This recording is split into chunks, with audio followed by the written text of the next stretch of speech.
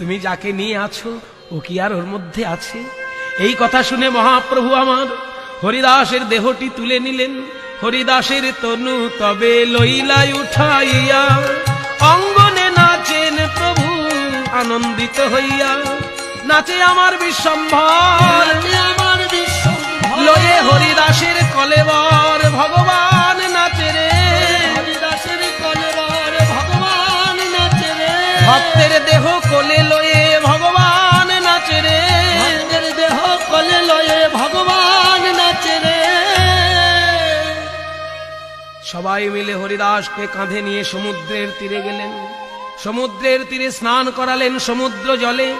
প্রভু বললেন, আজ হইতে এই সমুদ্র মহাতীর্থস্থান। এতদিন ছিল শুধু তীর্থ, হরিদাস স্নান করার জন্য মহাতীর্থ হল। সেইখানে হরিদাসকে সমাধিস্থ করছেন প্রভু আমার। হরি বল বলি গৌর রায়, আপনি সহস্তে বালু দিলা তার গায়ে। সমাধি করে সিংহদ্বারে এসে প্রভু আমার ভিক্ষা করছেন প্রসাদ, সকলের কাছে প্রসাদ ভিক্ষা করে হরিদাসের উৎসব করছেন।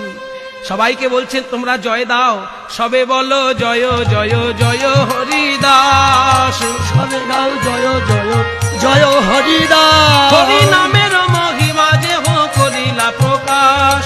হরিদাসে আছিল পৃথিবীর শিরোমণি, সেহ বিনা রত্ন শূন্য হইল মেদিনী। সবাই মিলে জয় দাও, সবাই মিলে জয় দাও, নামাকার্য হরিদাসের সবাই মিলে